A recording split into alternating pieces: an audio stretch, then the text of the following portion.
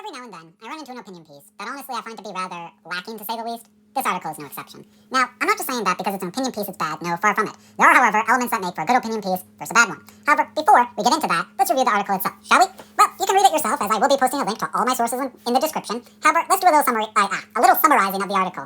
Funnily enough, the writer at least makes very clear his stance. How the proliferation of guns in private life leads to draconian restrictions in public life. Okay, so what is this individual's argument exactly?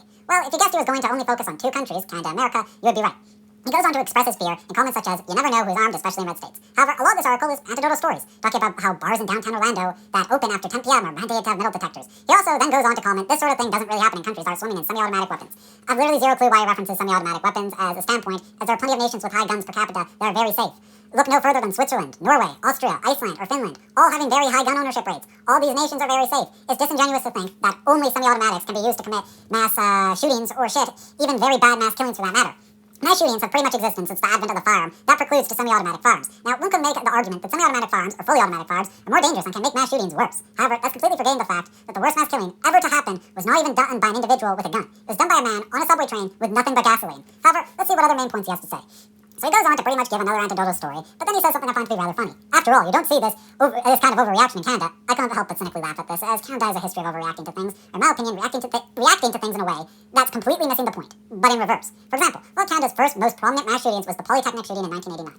Now, how did people react to this shooting by and large? Well, by forming a gun control group to make Canada's gun laws stricter, which on the surface might seem a reasonable idea, is quite reactive in nature, because in part, largely, a good chunk of the attention became about firearms rather than about the motivations of the killer, which can best be summarized as a proto-incel. So the discussion, which should have largely been about the misogynistic culture that existed in Canada at the time, and still does to this day, was largely overshadowed by the idea of banning and making stricter gun laws. Yep, I'm not kidding you, that was by and large the solution.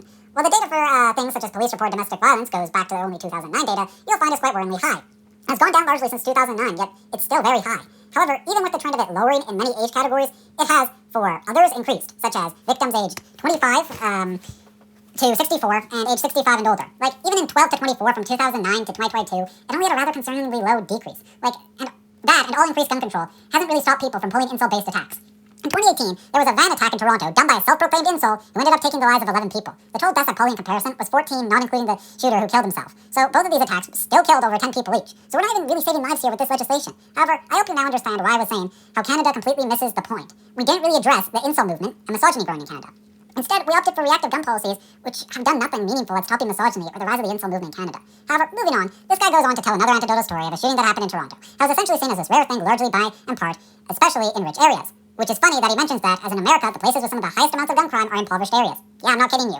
Even the Educational Fund to Stop Gun Violence cites income inequality and poverty as big reasons for gun violence. So that's a, by and large, moot point he brought up. Now, this is the part of the article. He starts what I like to say, simping hard for a monopoly on violence, which I'm going to quote some of these lines. There's freedom in knowing that few, if any people passing you on the street have the capacity to blow your head off. Well, here's a fun fact. Toddlers in Canada kill less people by both raw numbers and per capita than the police do.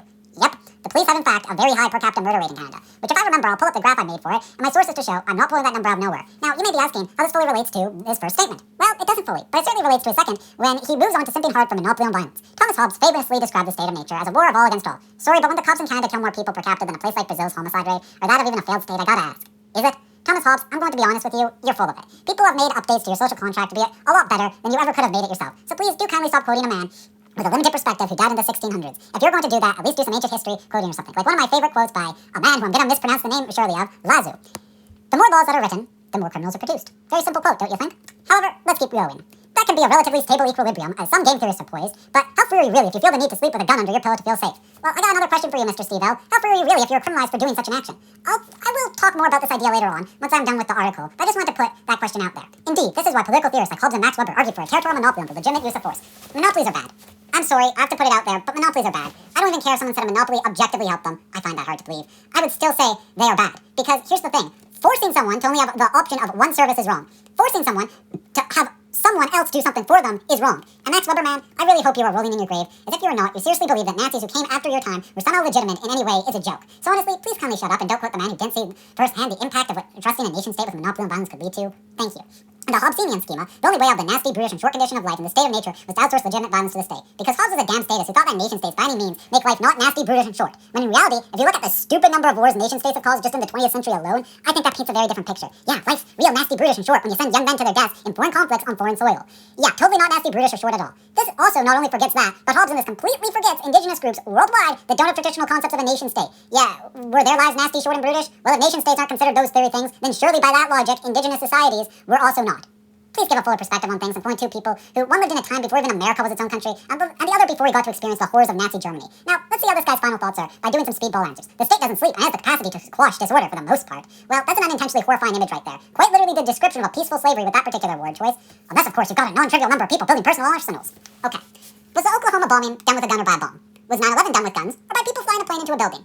Arguably, these are the two biggest events that ever challenged America's state's monopoly on violence in our modern history. The nation-state known for its gun ownership is some of the worst attacks targeted at the government, because that's how challenging a monopoly on violence works. You'd have to directly go after the government, not just random people, weren't even with guns.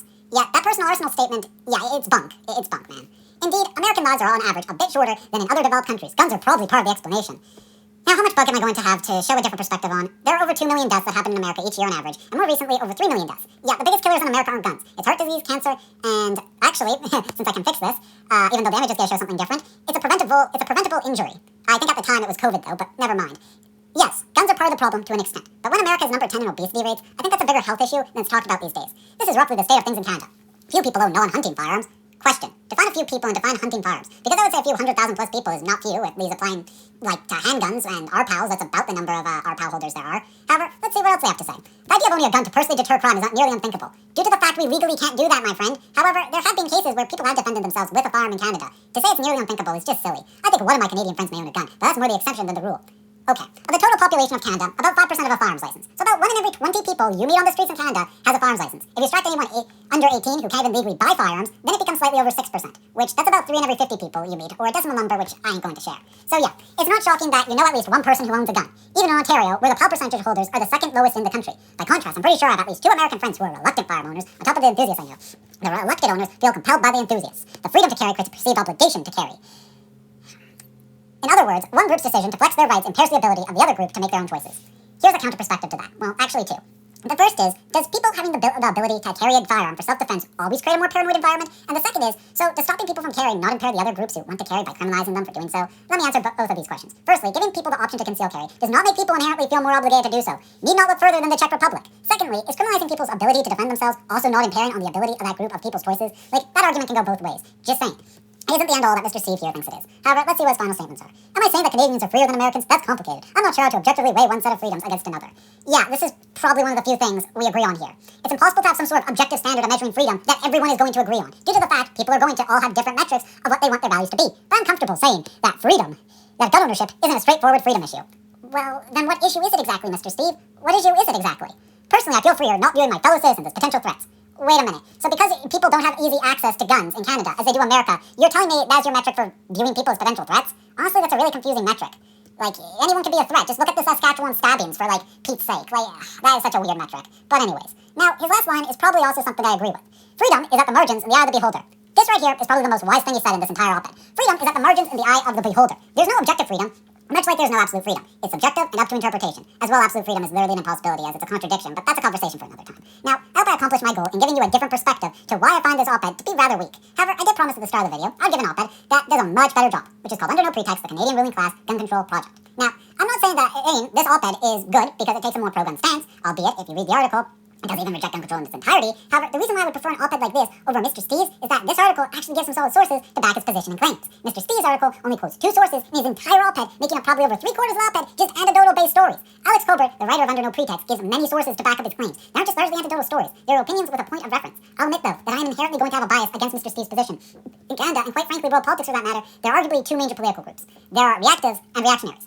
Reactive is someone who, like a reactionary, reacts to a problem but doesn't directly go after a group. However, more so indirectly hurts people while also doing nothing to meaningfully fix the problems at hand. Reactionaries actively blame groups for problems and are happy to directly hurt people to get their way. Mr. Steve here is very much so reactive, or at least in his op-ed. The reason why I say that is nowhere in this article does Mr. Steve suggest there could be other factors to America's gun violence or higher crime rate and homicide rate in general. Because let's say America was to somehow get rid of all of its guns, which is an impossibility, but let's say they Thanos snapped them all out of existence. As lowest using my source, at its lowest, using my source, the homicide rate in America would still be 0.92 per 100K.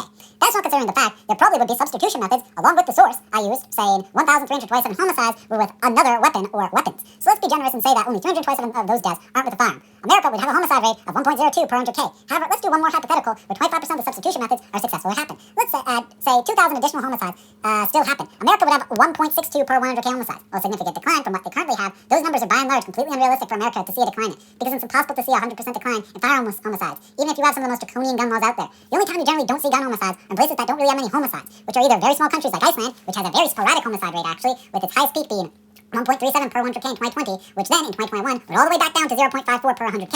Iceland, mind you, does have a pretty high gun per capita as well, with about 1 in 3 people having access to guns. However, beside the point, even in nations where you wouldn't expect to have gun homicides, has gun homicides. The UK had 28 gun homicides for the periods of 2021 to 2022. They have some of the most stringent laws in the world, and yet they still had 28 gun homicides. Something interesting about this source actually is that gun homicide rate in the UK in 1969 was 0.05 per 100K to 0.11 per 100K to its peak at 0.14 per 100K to now in 2022 is 0.04 per 100K, which is the highest for this decade. The article claims is like 0.06 per 100K, which kind of shows an interesting point that the UK pretty much always had quite a low gun homicide rate. However, that's getting off topic. The point I'm trying to make here is that there are a number of factors to why there's more crime in America than its peer nations. I'll make an argument that in terms of nations, America is closer to Peru in its income inequality index than any other OECD nation. If you look at Peru's homicide rate, you can probably see that's closer to America's homicide rate than other peer nations to America.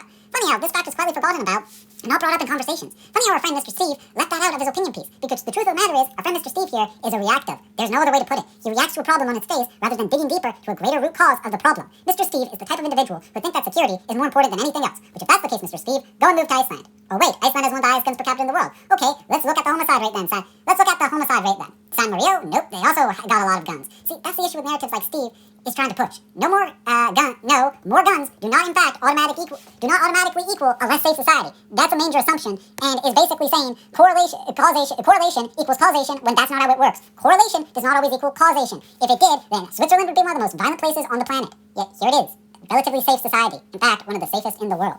Anyways, thank you for listening to the video. I know it's been a little longer, but yeah, it's just got a lot of information. And I hope at least the length has made up for, my hiatus of YouTube videos. Anyways, thank you for listening, and goodbye.